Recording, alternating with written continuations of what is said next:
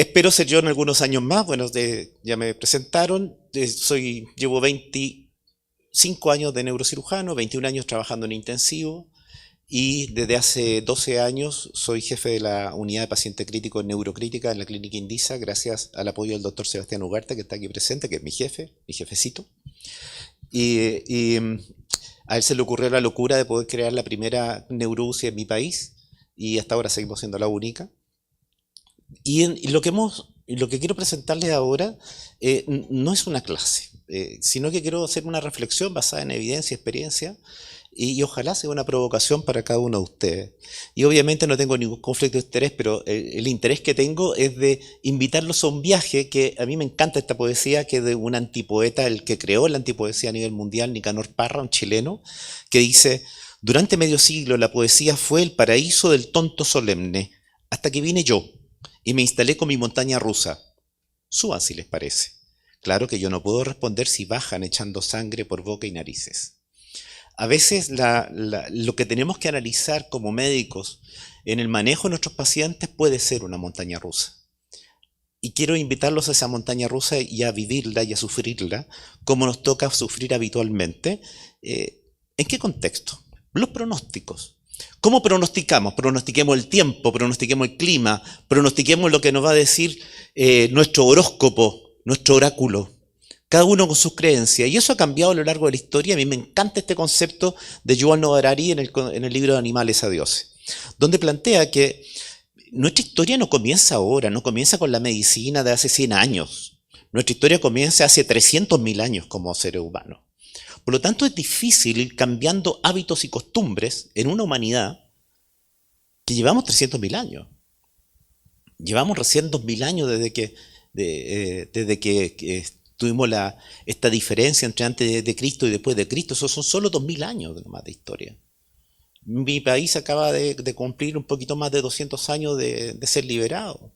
Es nada. A lo que quiero referirme es que todo esto que estamos desarrollando de medicina y de intensivo y de neurocirugía son apenas 100 años. Anestesia, llevamos 200 años que se empieza recién a sacar dientes con algo de menos dolor. Entonces es nada en el contexto de lo que somos como seres humanos. Pero bueno, siempre hemos querido mirar el futuro. De hecho, nuestro cerebro está hecho fundamentalmente para pensar en el futuro. Eso es otra historia, de cómo las redes neuronales están preestablecidas para poder pensar en el futuro. Pero ¿cómo hemos pensado en el futuro? Cuando éramos cazadores-recolectores, no entendíamos nada de lo que estaba sucediendo y el futuro entonces lo teníamos que ver en la naturaleza, en los animales, en lo que comíamos y nos preocupábamos del día a día, en realidad, de lo que íbamos a comer según lo que cazamos, lo que recolectábamos. Pero cuando empezamos a ser ganaderos y agricultores, entonces empezamos a mirar las estrellas y empezamos a mirar y pensar en interpretar la realidad en base a seres mitológicos. A lo que no podíamos explicar por nuestra observación directa, lo explicábamos con una mitología. Y es donde quiero desmitificar las escalas pronósticas. Porque es una interpretación fácil de decir, hay un Dios que me lo explica. Y bueno, desarrollando el tema de los dioses, después aparecieron religiones politeístas, religiones monoteístas, que siguen hasta el día de hoy interpretando cosas que cuando uno no se las puede explicar, dice, Dios sabrá por qué. O el Dios de la lluvia me explicará la lluvia. Bueno, cuando entramos en épocas más científicas, que son los últimos años solamente, hemos buscado otras explicaciones más allá de lo que solamente un Dios nos podría explicar, o un Dios nos podría dar un dogma de lo que hay que hacer o lo que no hay que hacer. Y entonces ahí comenzamos con el método científico para poder ir probando las cosas que estamos diciendo.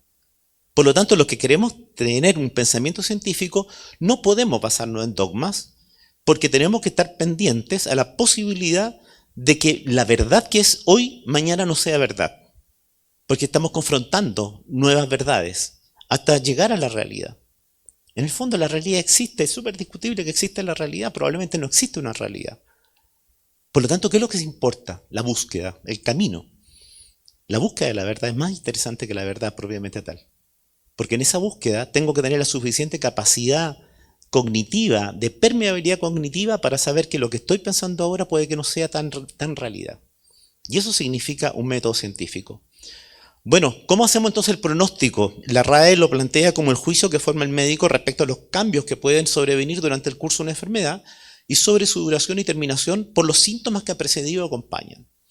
Por lo tanto, ¿cómo llegamos a hacer un pronóstico médico?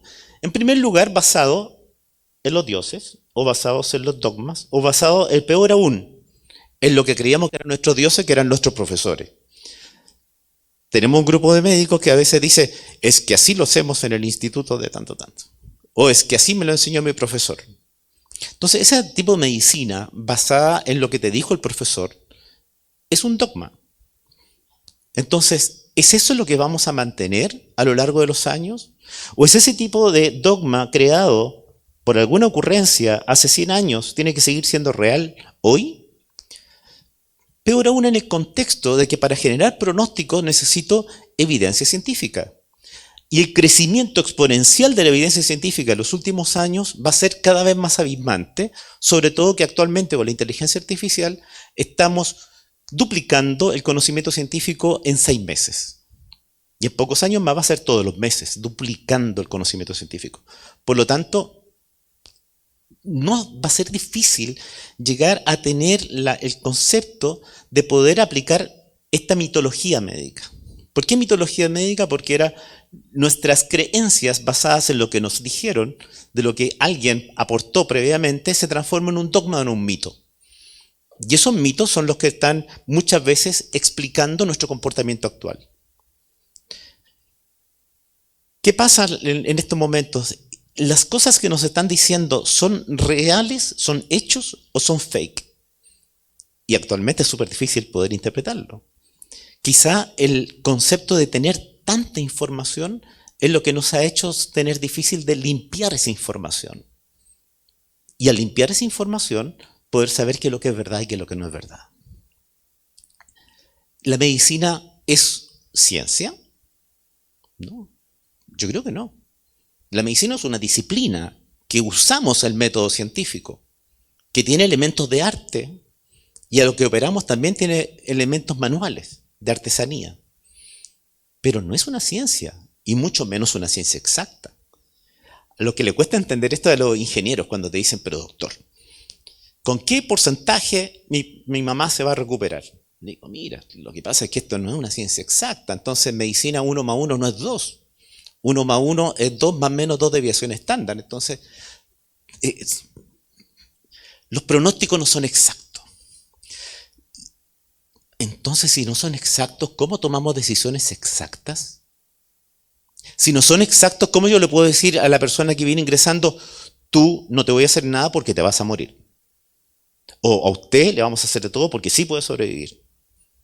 Y ambas afirmaciones son falsas. No existe el 0, ni existe el 100. No existe el blanco ni el negro, somos todos grises. El tema es más gris o menos gris. Entonces, ¿cómo enfrento esa incerteza? Bueno, les voy a presentar algunos casos de paciente. No me gusta el nombre paciente. Cuando hablamos de un paciente, estamos hablando de un padeciente que tiene que tener paciencia por lo que le está pasando. Y deja de ser persona. Me gusta hablar de la persona como tal, no de un paciente. Porque cuando hablamos de una persona que se enfermó, estamos hablando de un yo que se enfermó. Cuando hablamos de un paciente, es un otro.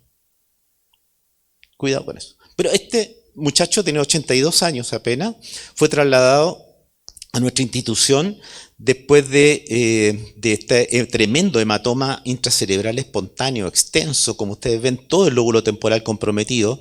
Según la escala de neuropronóstico, el ICH de 4 le da una mortalidad del 97% de mortalidad.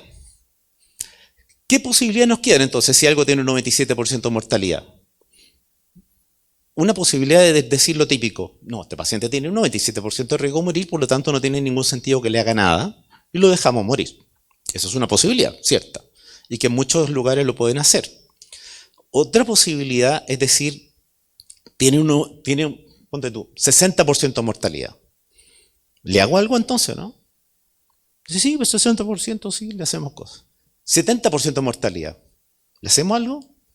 No lo sé, porque no sé si está en el 7 o en el 3. 80% de mortalidad. ¿Le hacemos algo? ¿Cuál es nuestro punto de corte?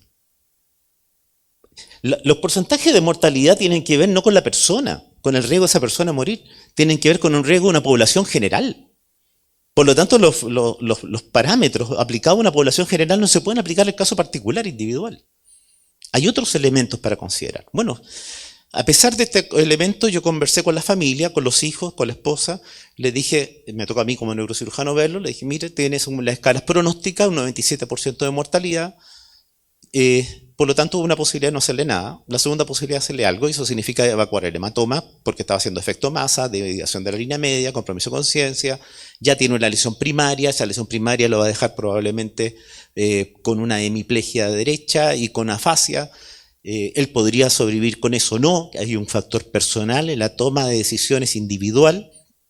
Me dijeron que sí, él podría vivir con eso y que él hubiera querido que se le hiciera de todo. Entonces le hice una cirugía mínimamente invasiva. Ustedes pueden ver al lado derecho cómo la corticotomía es mínima. Por sistema de neuroendoscopio uno se demora 2-3 horas en hacer esta cirugía, evacuamos todo el hematoma y el paciente al día siguiente ya está fuera de la ventilación mecánica y se recupera.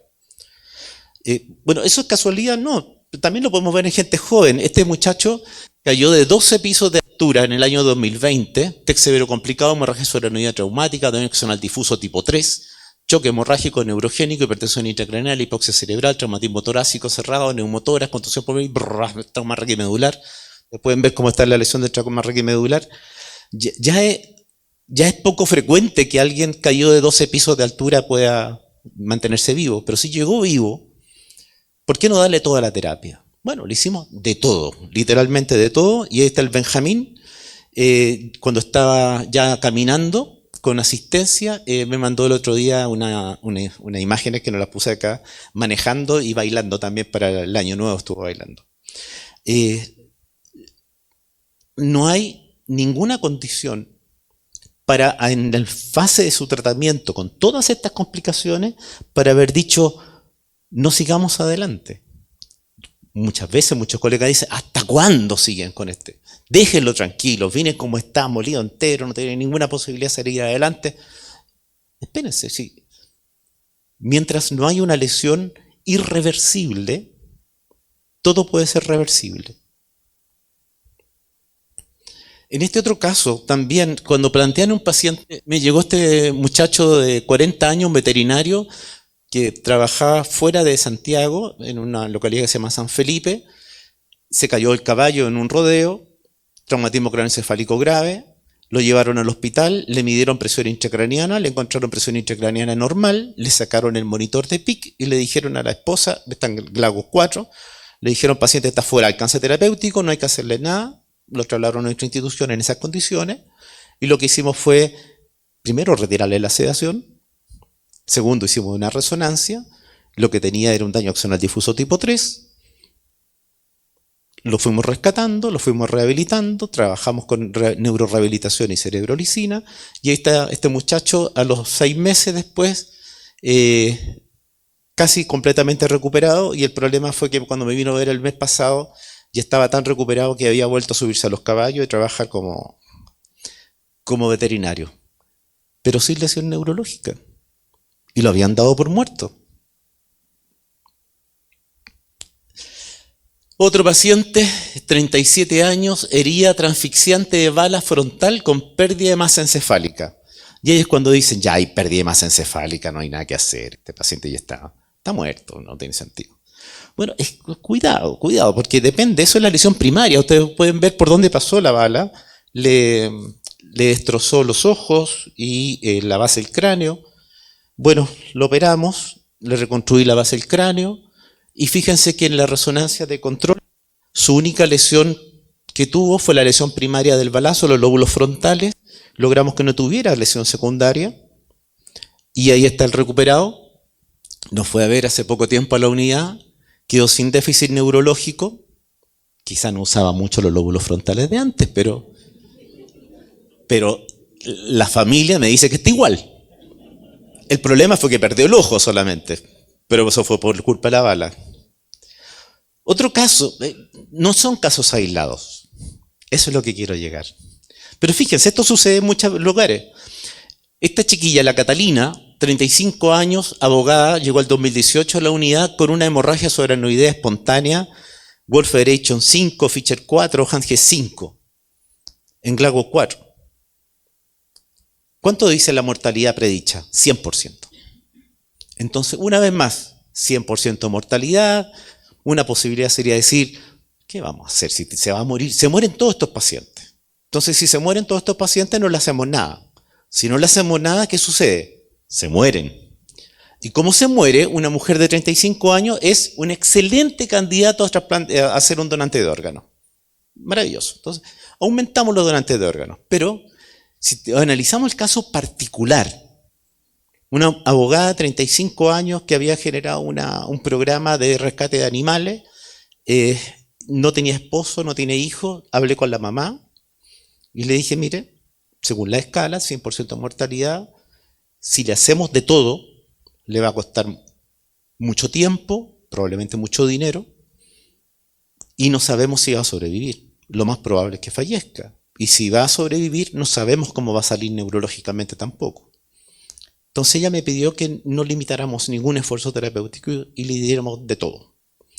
En la evolución ustedes pueden ver que tenía un aneurisma roto, el que está allá arriba a la derecha, se ocluyó, lo manejamos con monitor de presión intracraneana, presión tisular de oxígeno, monitoreo hemodinámico invasivo, hizo hidrocefalia, estato epiléptico no convulsivo, vasoespasmo, neumonía aspirativa, ustedes ven allá la neumonía masiva, derrame pleural, insuficiencia respiratoria, neurocir, y entre todas esas complicaciones la manejamos en base a presión tisular de oxígeno. Y ahí está Catalina. La Cata se recuperó, no solamente salió viva, sino que salió en excelentes condiciones neurológicas, y todos los años cuando se cumple la fecha de cuando ella tuvo su aneurisma roto, me manda una foto de algún lugar del mundo donde esté celebrando lo que ya dice su segundo cumpleaños. ¿Es un caso excepcional? No, este es el caso de Marcia. Marcia es una enfermera docente que estaba haciendo clases de reanimación a las enfermeras, y estando haciendo la reanimación, ella cayó en paro. Y la reanimaron, y la llevaron a nuestra clínica.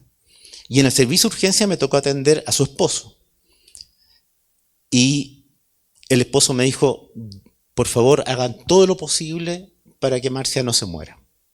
Tenían 2 hijos chicos, así que hicimos de todo. ¿Qué fue lo que hicimos? La llevamos al pabellón de hemodinamia, se embolizó el aneurisma, en el mismo pabellón de hemodinamia le abrí el cráneo, le saqué el hematoma, resangró el aneurisma durante el hematoma, durante la evacuación del hematoma, le pusimos entonces clipaje, pusimos monitor de presión intracraneana, presión tisular de oxígeno, drenaje ventricular externo, curso con hidrocefalia, un estato epiléptico convulsivo, neumonía aspirativa, etcétera, vasoespasmo, y la Marcia no falleció.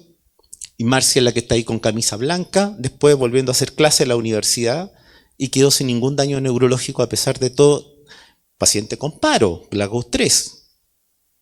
El tema es el tiempo y la toma de decisiones en el tiempo. Por otro lado, compresión de tronco durante 4 días, un paciente que trasladaron desde Arica, que queda a 2.500 kilómetros de Santiago, de Chile, con esa compresión de tronco. Cuando llegó, le evacuó el hematoma temporal, le embolizamos la malformación arteriovenosa, descomprimimos el tronco cefálico, pero hizo una serie de complicaciones con una falla orgánica múltiple y una tormenta de citoquinas con altísimas drogas vasoactivas, norepinefrina y vasopresina, y a pesar de eso no lograba presiones tisulares de oxígeno adecuadas. Así que en este caso, además estaba con vasoespasmo cerebral. Usamos CytoSorb para remoción de citoquinas extracorpóreas, con los cuales logramos sacarlo del shock distributivo. Requirió una craniostomía descompresiva para la descompresión del tronco. Y bueno, lo interesante de este paciente no solo que, si ustedes ven, la única lesión que quedó fue con la lesión primaria del hematoma y no tiene ninguna lesión secundaria en el resto del cerebro ni en el tronco cefálico, sino que además, ahí está cuando se fue de alta la primera vez, con dificultad para caminar, y con su craniostomía después hecha en la imagen de vuelta, fue unos meses después cuando estamos en el periodo del COVID, y él se llegó a hospitalizar para hacerle la cranioplastía, sin daño neurológico. Esto es algo nuevo, no es nada nuevo, chiquillos.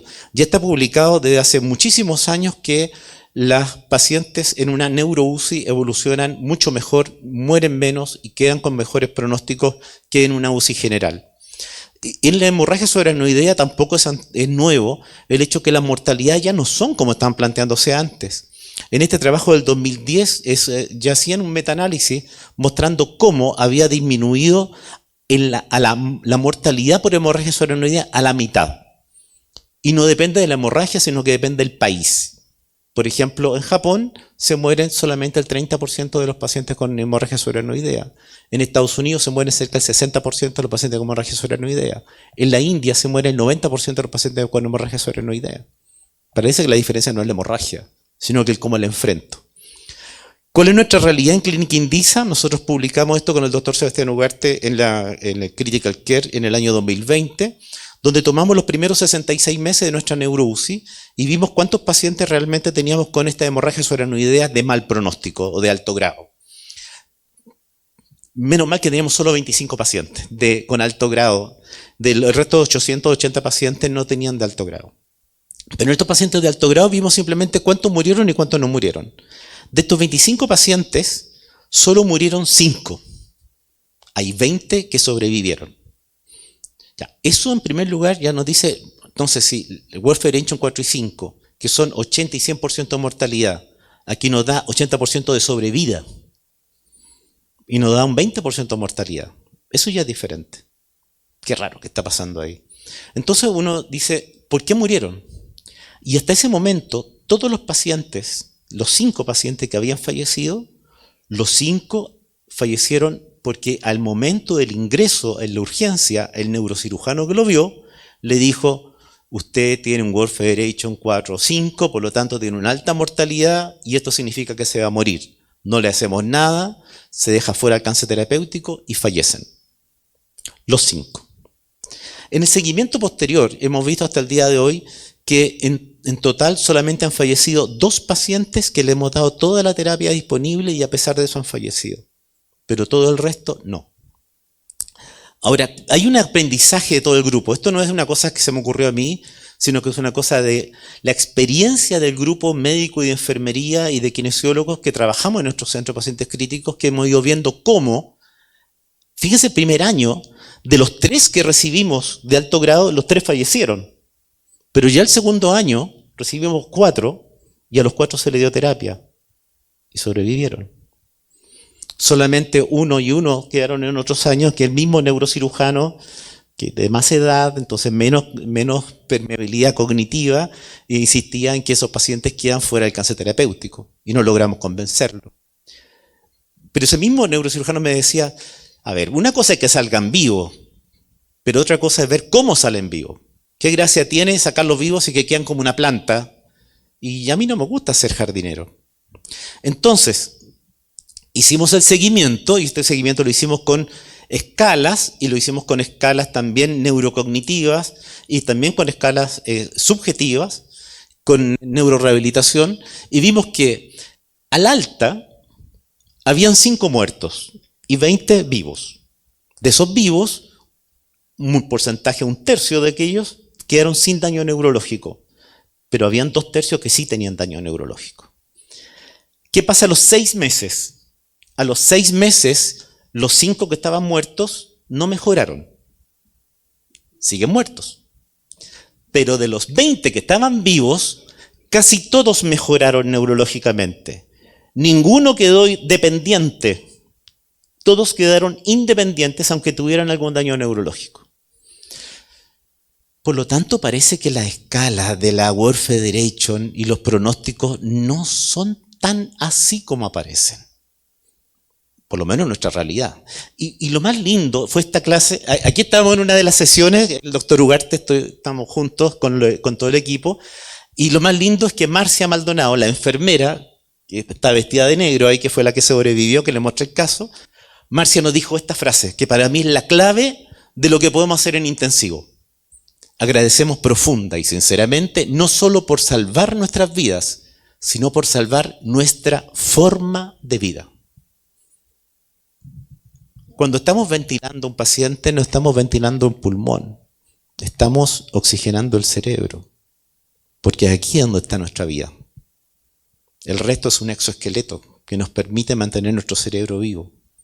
Mantener, por lo tanto, la forma de vida no significa salvarlo solamente con vida, sino que el paciente que llega con una neumonía no quede con encefalopatía séptica posteriormente. Esa es la forma de vida.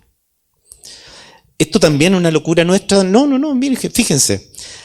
Este trabajo del 2019 del Neurocritical Care muestra en conjunto la Neurocritical Care norteamericana y la alemana, vieron si es que en realidad hay problemas con los neuropronósticos. Y sí los hay. Fíjense que revisaron todas esas patologías: hemorragia subaracnoidea aneurismática, hemorragia intracerebral, ACV isquémico, lesión traumática TEC, lesión traumática de médula espinal, estato epiléptico, Guillain-Barré y encefalopatía isquémica.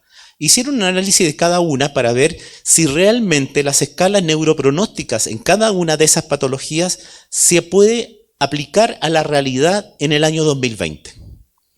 La respuesta de ellos fue no. El pronóstico en cuidados críticos es importante y los modelos pronósticos actuales son limitados. Fundamentalmente, más importante es porque están hechos en otra realidad temporal. La mayoría son escalas hechas con datos de los años 80 y de los años 90. Y ha cambiado un poquitito la medicina y el mundo en estos últimos 40 años. Terminan diciendo, fíjense, los modelos pronósticos, las escalas de neuropronóstico, solamente pueden ser usadas para dar una información y una referencia a las familias del cómo va a terminar tu paciente, de cómo, si puede salir vivo o no, pero jamás pueden estar siendo la base de las decisiones terapéuticas para dar o no dar una terapia, porque así pueden caer en una profecía autocumplida. Ha cambiado la medicina, existen neuro-UCI actualmente con trabajo intenso de equipo, existen neuromonitoreos que antes no teníamos y no podíamos saber lo que estaba sucediendo, y los pacientes se transforman en un laboratorio de fisiopatología. Tenemos otras estrategias terapéuticas, ya no ventilamos a los pacientes sedados, los tenemos despiertos con analgesias multimodales, hacemos craniotomías compresivas, hacemos hipotermia, tenemos trombolisis, trombectomías mecánicas que antes no existían. Tenemos la posibilidad de hacer estrategias quirúrgicas y no quirúrgicas mínimamente invasivas que permitan salir de la emergencia inicial y poder recuperar al paciente rápidamente y después preocuparse por lo que queda después. Por lo tanto, eso cambió. Y al cambiar la realidad sobre la que están hechas las escalas, se nos va el fundamento de la escala y se nos caen las escalas y se derrumban las escalas pronósticas en neurocrítico. Pero a pesar de que las escalas neuropronósticos no tienen base y fundamento actualmente, igual cometemos errores. Aquí estoy yo con una paciente de 64 años con un infarto cerebeloso, con compresión de tronco encefálico, como ustedes pueden ver ahí, negro el tronco encefálico, no perfundía nada, y el colega que la operó le puso solamente un drenaje ventricular, no le hizo una craniotomía compresiva fosa posterior. Cuando hablaba la familia conmigo, yo le dije, mire, la paciente lo más probable es que vaya a fallecer, se va a enclavar. Y empecé a dar pronóstico, que es lo que estoy diciendo que no hagamos. Lo hice yo hace poco tiempo atrás y la paciente tuvo una gran tolerancia a la isquemia y fíjense que con el infarto que quedó fue solamente el infarto cerebeloso y no quedó con infarto troncoencefálico. Por lo tanto, yo también estaba cayendo en la profecía autocumplida sin darme cuenta. ¿Qué es lo que es una profecía autocumplida? Simplemente es un fenómeno psicológico que está súper demostrado en educación y en psicología, que es una predicción que por el puro hecho de ser enunciada influye en el comportamiento de las personas de tal manera que tiende por cumplirse. Y así se refuerza a sí misma. Es como esto de hacer una declaración. Yo declaro que va a pasar tal cosa y va a suceder. No solamente el hecho que por suerte va a suceder, y como dicen otros, que todas las estrellas del universo se van a confabular para poder ayudarme. No. Esto tiene que ver con que cambia la perspectiva de la gente. Yo planteo algo, modifico una conducta y esa conducta, si lleva a ser el mismo resultado, va a fortalecerlo. Y eso puede ser en lo positivo y en lo negativo. Hay un efecto que se llama el efecto Pigmalión, en la cual la potencial influencia positiva que ejerzo sobre una persona puede mejorar el rendimiento de esta persona. Por ejemplo, lo que ustedes vieron en el tiempo. El equipo de la NeuroUCI se fue dando cuenta que los pacientes podían salir vivos si hacíamos cosas. Entonces, una vez cuando el neurocirujano, me tocó una vez, el neurocirujano dijo, no, en nuestro instituto no se hacen estas cosas en pacientes con Warfarin 5 porque se demoran el 100%. El personal de enfermería de mi unidad lo presionó diciéndole y mostrándole los casos que sí salían adelante. Y así fue cambiando y ese colega le hizo tratamiento y ese paciente sobrevivió. Y eso fortaleció el pensamiento como un efecto Pigmalión. En cambio, está el efecto Golem. Y el efecto Golem es el negativo. Es, usted es un mal niño, usted no va a funcionar, usted no va a llegar a hacer nada en su vida. Y él no va a llegar a hacer nada en su vida, porque estoy afectando sobre su propia percepción. Usted está fuera del alcance terapéutico porque tiene una alta mortalidad. No le vamos a hacer nada porque se va a morir. No le hicimos nada, se mueren. Como se mueren, ¿ven que tenía razón? Eso es una profecía autocumplida. Está súper estudiado en medicina, y este es un artículo muy bueno de hace algunos años atrás, donde habla sobre esta discusión y cómo hay artículos también que han ido saliendo en neuropronóstico con profecía autocumplida, 2016, 2018, 2020, donde han mostrado cómo cuando uno logra romper el mito y el dogma que le enseñó el profesor y nos sacamos de encima el concepto de la profecía autocumplida, podemos mejorar el pronóstico de nuestros pacientes. Por lo tanto, lo que les quiero plantear ahora es que, y estos son otros trabajos que han ido saliendo más adelante, ahora el 2021, 2024, sobre que el seco implícito de las decisiones de tratamiento, por ejemplo en el ictus, va a cambiar lo que contaban recién. ¿Qué hacemos entre el paciente que tiene un ictus con un NIH sobre 20? ¿Le hacemos algo o no le hacemos algo? Si no le hacemos nada, el paciente va a tener una pésima evolución. Y ustedes vieron cómo si le hacemos trombectomía, trombolisis, podemos lograr que un gran porcentaje de ellos sí se recuperen. Eso tiene que ver con el efecto Pigmalión. La implicancia clínica de esto es la subestimación del verdadero potencial de recuperación de cada paciente. Y eso es lo que nos pasa. Tenemos como médicos en la urgencia o al ingreso a la UCI que tomar decisiones que son irreversibles, pero basadas en incertezas. ¿Cómo lo hago entonces? Es difícil. La lesión cerebral y la muerte no es un punto, no es un momento, es un proceso. Es un proceso donde de repente hay un punto sin retorno. Pero yo no sé dónde está ese punto sin retorno. Va a depender de múltiples factores. Dentro de eso, como le he mostrado recién, es la tolerancia a la isquemia, que es algo genéticamente marcado. Por lo tanto, no lo puedo reconocer. Y ahí es donde me enfrento a la pregunta dramática que tenemos nosotros en medicina al ingreso, en la atención directa de las personas. Pero doctor, ¿cuál es el pronóstico? Lo fácil para todos nosotros es su pronóstico. Ahí yo estoy decretando cuál es el pronóstico. No, eso no lo podemos hacer. Cuidado con decir esa frase. En realidad quizá lo que deberíamos hacer es, no hay certezas, pero haremos todo nuestro esfuerzo por sacarlo adelante. Porque si llega a fallecer y uno le dice a la familia, falleció a pesar de que hicimos todo, esa frase tiene que ser verdad. ¿Realmente hicimos todo? ¿Qué es lo que pasa en el futuro con los neuropronósticos? Probablemente las escalas no son la clave. La clave va a ir por los biomarcadores. Así que se están analizando una serie de biomarcadores que están permitiendo profundizar y hacer escalas de neuropronóstico multimodales que se van a discutir con el tiempo, y por eso están saliendo muchos artículos sobre los cambios en los efectos de los neuropronósticos en las distintas patologías, de tal manera que las decisiones de vida sean tomadas con un poquitito de más evidencia. Este otro es una propuesta también multimodal de hacer escalas pronósticas en el stroke isquémico. Y también las discusiones. Este estudio es muy interesante, este es un estudio retrospectivo observacional de 3.000 pacientes, donde vieron cómo afecta también a la toma de decisiones el hecho de haber una directiva anticipada y la discusión con respecto a la limitación de esfuerzo terapéutico. Ahí yo quiero solamente aclararles que una adecuación de esfuerzo terapéutico es una decisión clínica basada en la experiencia de las personas. No es que alguien esté fuera de alcance terapéutico. En nuestra realidad, y también lo he publicado en Estados Unidos y Europa, el 90% de las muertes en UCI se dan en pacientes con estas condiciones.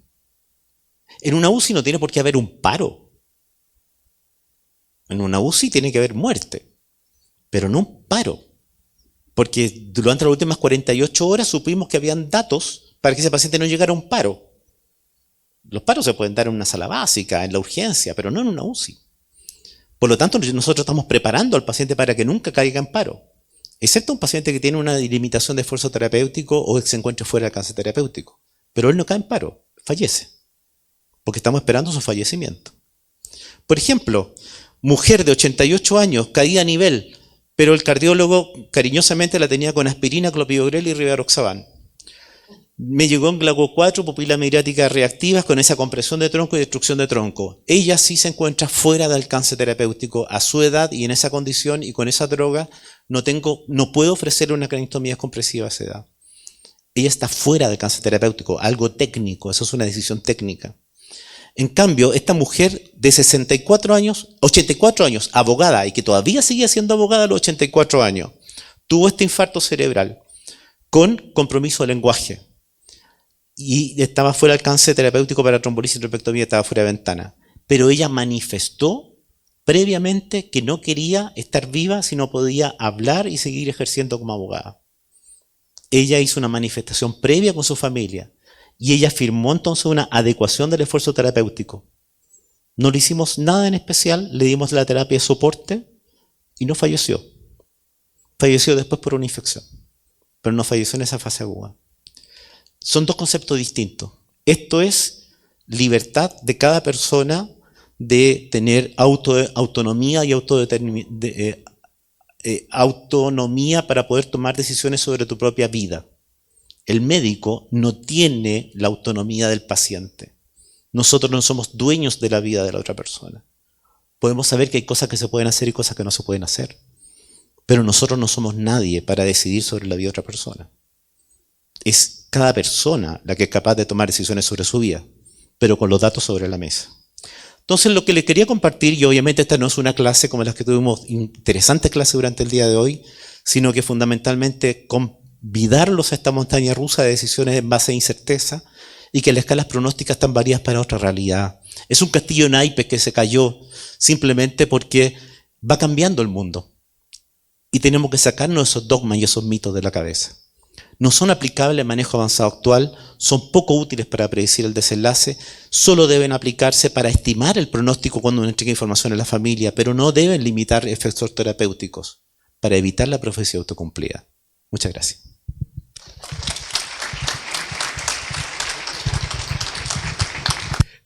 ¿Alguna pregunta que tengan para antes de salir al almuerzo? Doctor Lucena.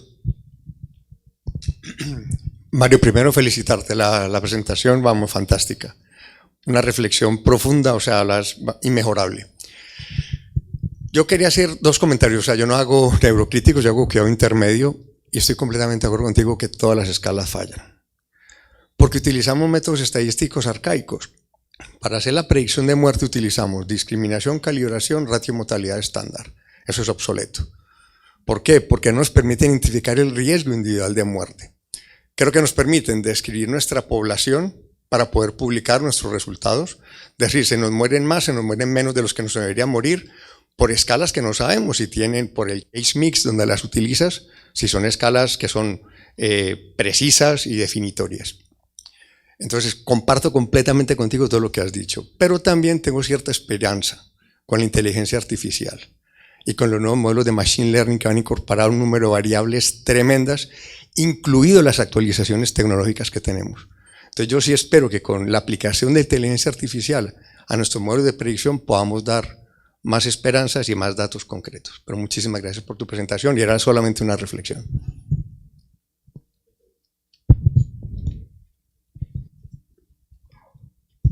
Totalmente de acuerdo, y la inteligencia artificial, cuidado con ahora, porque te tira datos de mentiroso a veces, pero es demasiado inteligente, es tan mentirosa como nosotros. Pero la gracia va a ser justamente el manejo del Machine Learning. Y probablemente ahí es donde vamos a tener, por ejemplo, datos interesantes como los que nos planteaba la doctora que hacemos con el electroencefalograma continuo. Ahí sí vamos a poder tener datos en tiempo real, cuando la inteligencia artificial podemos incorporarle los datos que ahora estamos generando. Yo le decía al doctor recién que el problema no es la PVC, sino que el problema es la PVC sola. El problema no son estas escalas, sino que estas escalas solas para tomar decisiones. El doctor Ugarte nos enseñaba todo y yo le copio esto y digo su mención, que hay cosas que no podemos ver porque son una caja negra. Por ejemplo, la bulimia. No la podemos ver, no la podemos medir. No podemos adivinar el futuro tampoco. Pero sí hacemos ventanitas. Y si a través de esas ventanitas puedo ver, una ventanita será la PVC, otra ventanita será el electroencefalograma continuo, otra ventanita será la PRITIO 2, otra ventanita será la escala, otra ventanita será el sistema de neuromonitoreo, o sea, de monitoreo hemodinámico por termodilución transpulmonar, otra ventanita el ecógrafo.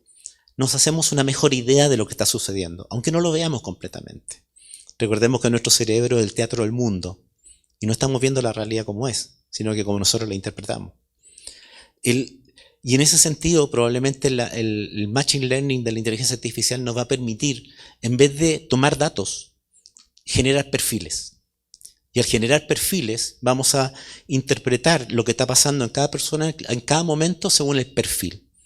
Y eso es lo que vamos a poder hacer como medicina, medicina tiene un nombre, pero medicina personalizada, de precisión, medicina de precisión, ese es el concepto. Pero eso ya vamos, tal cual.